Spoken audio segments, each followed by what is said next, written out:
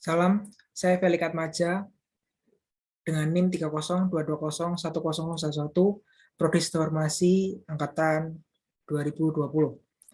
Di sini saya akan mempresentasikan terkait struktur organisasi PT Pertamina Persero, yaitu mata kuliah MOSDM, Manajemen Organisasi dan Sumber Daya Manusia. Di sini yang ingin saya jelaskan pertama yaitu tonggak sejarah PT Pertamina. Pada tahun 1957 merupakan tahun di mana lahirnya PT Permina atau PT Perusahaan Minyak Nasional. Kemudian pada tahun 1960 PT Permina berubah status menjadi PN atau perusahaan negara. Setelah itu PN Permina bergabung dengan PN Pertamin menjadi PN Pertama Minyak dan Gas Bumi Negara atau Pertamina pada tanggal 20 Agustus 1968. Pada tahun 1971 peran Pertamina diperkuat dengan adanya UU Nomor 8 Tahun 1971. Pada tahun 2003 terjadi perubahan nama dari perusahaan negara Pertamina menjadi PT Pertamina atau Perseroan Terbatas Pertamina. Pada tahun 2015, Menteri BUMN menyetujui perubahan anggaran dasar Pertamina. Perbuatan direksi akan memerlukan persetujuan tertulis dari Dewan Komisaris. Pada tahun 2016, terjadi perubahan anggaran dasar Pertamina terkait komposisi direksi dan komisaris, kewenangan atas nama direktur utama, pembagian tugas dan wewenang direksi, kehadiran rapat direktur utama, dan Dewan Komisaris. Pada tahun 2018, PT Perusahaan Gas Negara atau PGN menjadi subholding gas Pertamina. 2020, tanggal 12 Juni, terjadilah transformasi perusahaan Pertamina sebagai holding company di bidang energi. Dari holding company tersebut, Pertamina membawahi 5 subholding company. Di antaranya upstream subholding, yaitu PT Pertamina Hulu Energi. Yang kedua adalah gas subholding oleh PT Perusahaan Gas Negara.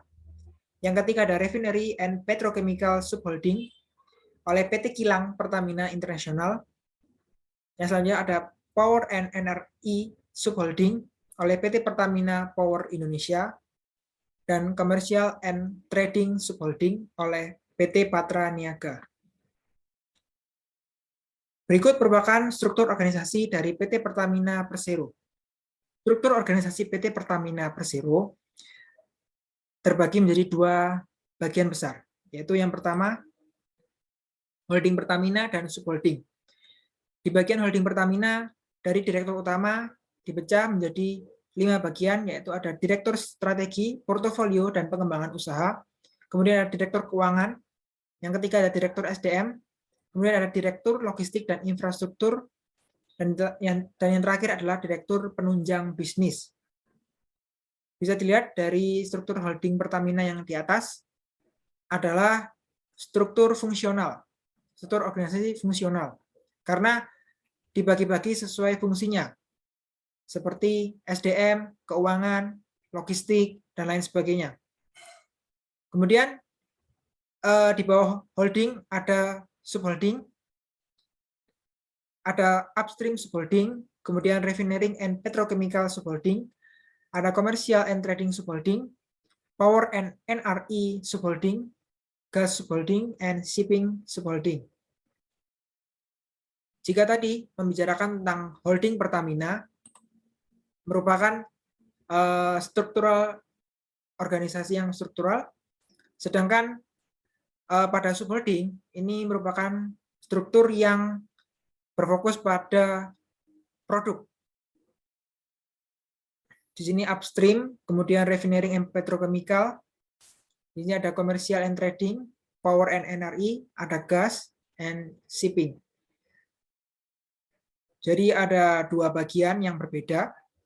Di sini saya akan membahas terkait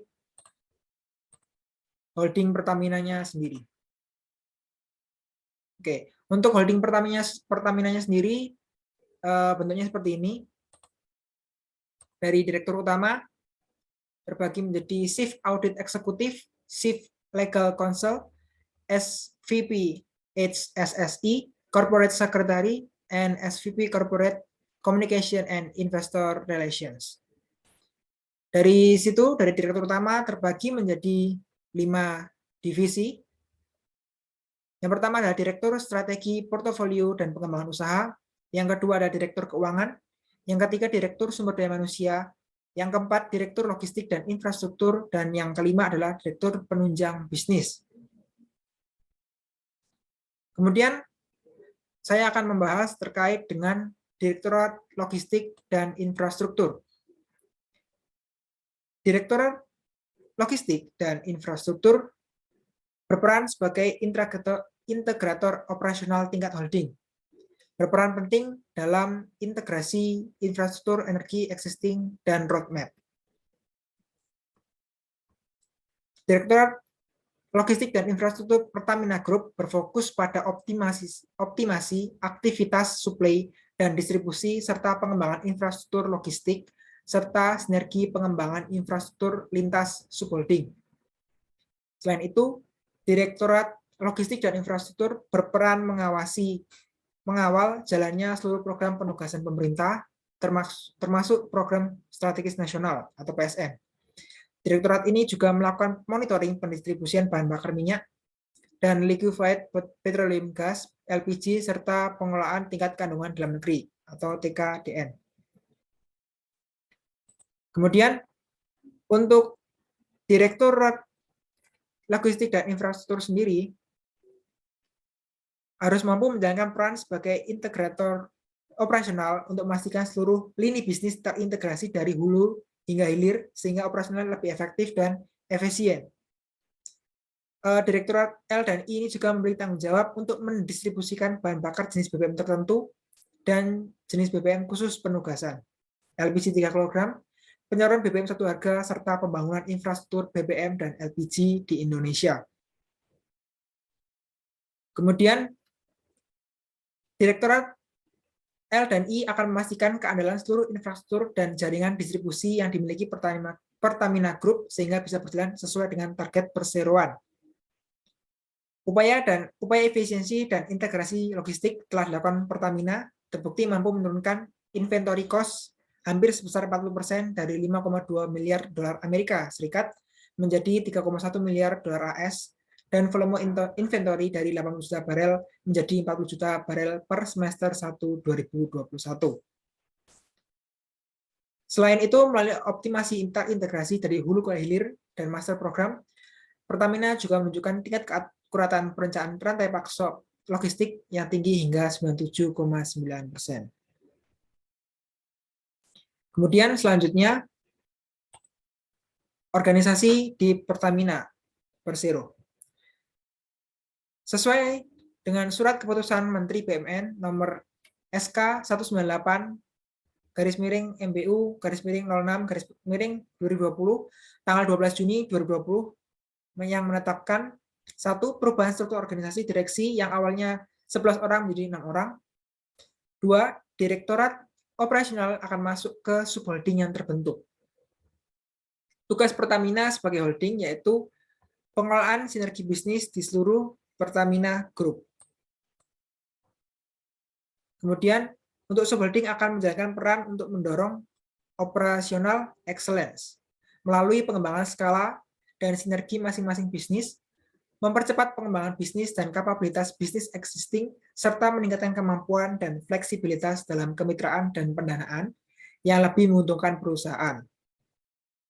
Dengan adanya struktur baru ini, Pertamina diharapkan dapat menjadi lebih agile atau lincah, fokus dan cepat dalam pengembangan kapabilitas kelas dunia di bisnisnya masing-masing, sehingga dapat mengakselerasi pertumbuhan skala bisnis untuk menjadi perusahaan global. Oke, baik. Sekian presentasi dari saya. Mohon maaf bila ada kesalahan. Terima kasih dan sampai jumpa.